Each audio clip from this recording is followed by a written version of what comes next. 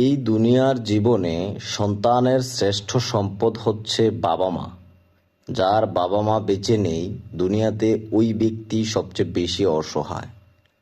প্রিয় দিনী ভাই ও বোন, আমি আজকে এই ভিডিওর মাধ্যমে আপনাকে এমন একটা দোয়া শিখিয়ে দেব, যেই দোয়াটার কারণে আল্লাহ তাআলা আপনার বাবা মার জীবনের সকল গুনাহ মাফ করে দিবেন এবং মৃত্যুর পরে নাজাতের ব্যবস্থা করে দেবেন।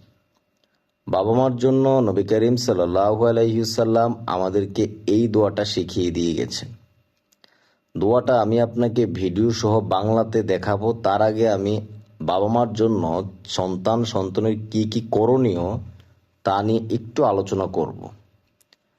বাবা মার অভাব কখনো ধন সম্পদ দিয়ে হয় না। বাবা মার অভাব পূরণে কোনো কিছুর সঙ্গে তুলনাও চলে না। সে কারণেই বাবা মার জীবিত থাকুক আর না থাকুক, তাদের জন্য সবসময় আল্লাহর কাছে দোয়া করার বিকল্প নেই।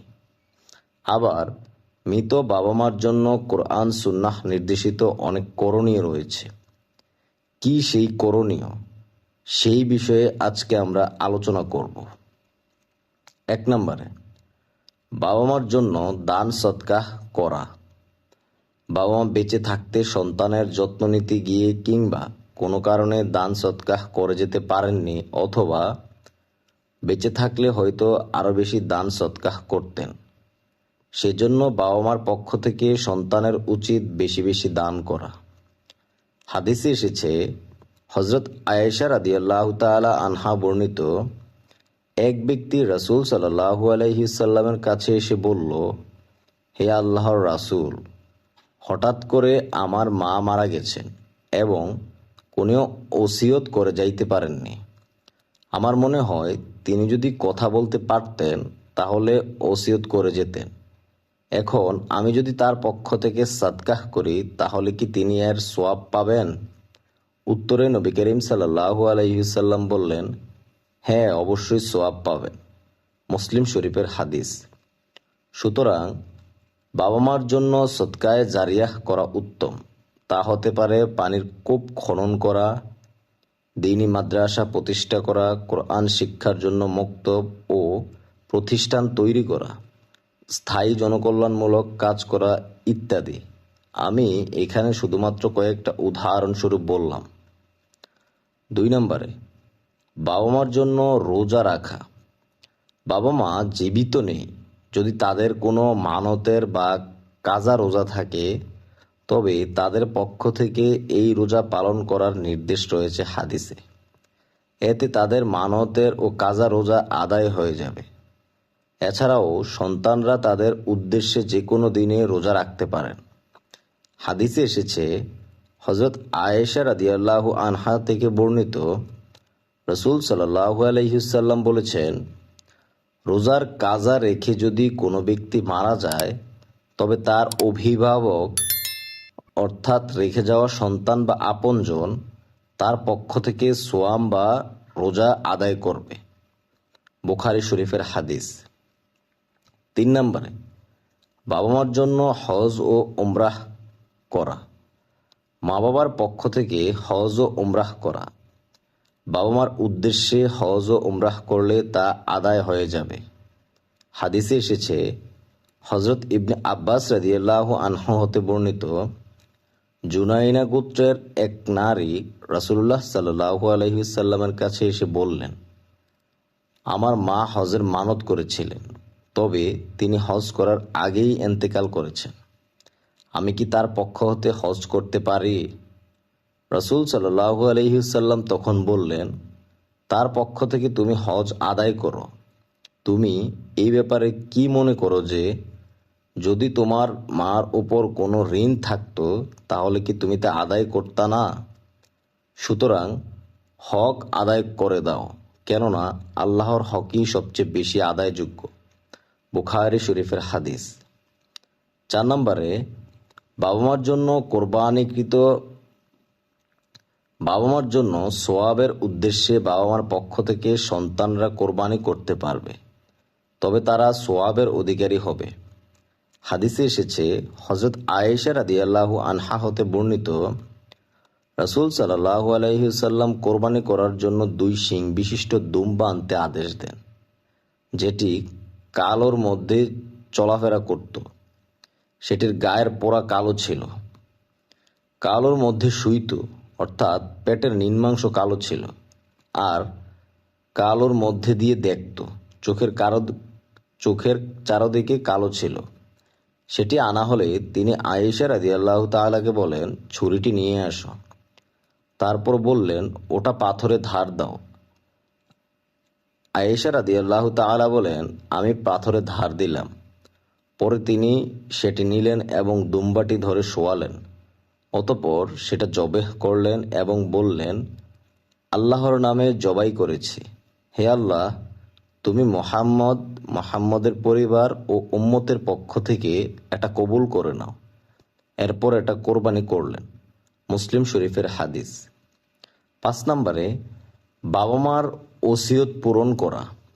বাবা মা যদি ইসলামী শরীয়তে কোনো ওসিয়ত করে যান, তবে তা পূরণ করা সন্তানের উপর আবশ্যক। হাদিসে এসেছে, হযরত শারিদ রাদিয়াল্লাহু আনহা বর্ণনা করেন, তার মাকে তাকে তার পক্ষ থেকে একজন মুমিন দাসী আজাদ করার জন্য ওসিয়ত করে যান। তিনি রাসূলুল্লাহ সাল্লাল্লাহু আলাইহি ওয়াসাল্লামের কাছে উপস্থিত হয়ে বললেন, হে আমার রাসূল, আমার মা তার পক্ষে একজন মুমিন দাসী আজাদ করার জন্য ওসিয়ত করে গেছেন। এখন আমার কাছে হাবশের নবিয়াহ অঞ্চলের একজন দাসী আছে। তারপর আগের হাদিসে অনুরূপ বর্ণিত হয়েছে, রাসূলুল্লাহ সাল্লাল্লাহু আলাইহি ওয়াসাল্লাম বললেন, তাকে আমার কাছে নিয়ে আসো। রাবী বললেন, তখন আমি তাকে নিয়ে আসি। রাসূল সাল্লাল্লাহু আলাইহি ওয়াসাল্লাম তাকে জিজ্ঞেস করেন, আল্লাহ কোথায়? সে বলে, আসমানে। এরপর তিনি জিজ্ঞেস করেন, আমি কে? সে বলে, আপনি রাসূলুল্লাহ সাল্লাল্লাহু আলাইহি ওয়াসাল্লাম। তখন রাসূলুল্লাহ সাল্লাল্লাহু আলাইহি ওয়াসাল্লাম বললেন, তাকে আজাদ করে দাও, সে মুমিন। আবু দাউদ শরীফের হাদিস। প্রিয় দিনী ভাই ও বোন, আমি আপনার কাছে বিশেষভাবে অনুরোধ রাখব, দুনিয়াতে যদি বাবা মা বেঁচে থাকে, তাদের দোয়া নিয়ে চলার চেষ্টা করেন। তাদের সাথে বেয়াদবি করিয়েন না। দেখেন, পিতামাতার সাথে বেয়াদবি করলে এটা ক্ষমার অযোগ্য পাপ। যাদের বাবা মা মারা গেছেন, তাদের জন্য সবসময় দোয়া করার চেষ্টা করেন। প্রিয় দিনী ভাই ও বোন, আমি ভিডিওটি আর দীর্ঘায়িত না করে আপনার পিতামাতার জন্য কি পরে দোয়া করবেন সেই ভিডিওটা দেখানোতে চলে যাচ্ছে। পিতামাতার জন্য বিশেষ দোয়া উচ্চারণ: রব্বিরহামহুমা কামা রব্বায়ানি সগীরা। এটা খুবই ছোট একটা দোয়া, কিন্তু খুবই পাওয়ারফুল দোয়া। আপনার যদি আগে থেকেই এই দোয়াটা মুখস্থ থাকে, তাহলে আমি বিশেষভাবে আপনাকে অনুরোধ করব, আপনি এখন আমার সাথে আরও একবার পড়ুন। এটার অর্থটা কি আমরা একটু দেখব। যেই কোনো আরবির অর্থ বুঝে পড়ার চেষ্টা করবেন। এতে আপনি দোয়াটার অর্থ বুঝতে পারবেন, দোয়াটার মানে বুঝতে পারবেন, এবং আপনি যদি অর্থটা ভালোভাবে বুঝতে পারেন, তাহলে দেখবেন যে সেই দোয়াটার প্রতি আপনার আলাদা একটা ভালোবাসা জন্মিয়েছে আদায় করার জন্য অথবা আমল করার জন্য। অর্থ: হে আমাদের রব, ছোটকালে পিতামাতা আমাকে যেমনিভাবে লালন পালন করেছেন, তুমি আজ তাদের উপর তেমনি অনুগ্রহ বর্ষণ করো। দেখেন কি সুন্দর অর্থ। দোয়াটা আমার সাথে একবার পড়ুন। রব্বিরহামহুমা কামা রব্বায়ানি সগীরা। যারা আগে থেকে পারেন তারাও একবার পড়েন, যারা না পারেন এখান থেকে আমার সাথে সাথে পড়েন। রব্বির হামহুমা কামা রব্বায়ানি সগীরা। রব্বির হামহুমা কামা রব্বায়ানি সগীরা। খুবই সুন্দরভাবে অর্থটা দেওয়া আছে। ভিডিওটা শেয়ার করে দেন। শেয়ার করে পরিবার পরিজন যারা আছে তাদেরকে দেখার সুযোগ করে দেন, আমল করার সুযোগ করে দেন। আপনার জন্য যদি কেউ এটা আমল করে বিশেষ দোয়াটা, ইনশাআল্লাহ তার জন্য সওয়াব আপনিও পাবেন। স্ক্রিনে দুইটা দোয়া দেওয়া আছে, এগুলো দেখে আসুন, ইনশাআল্লাহ আপনার অনেক উপকারে আসবে। আসসালামু আলাইকুম রহমতুল্লাহি ওয়া বারাকাতুহু।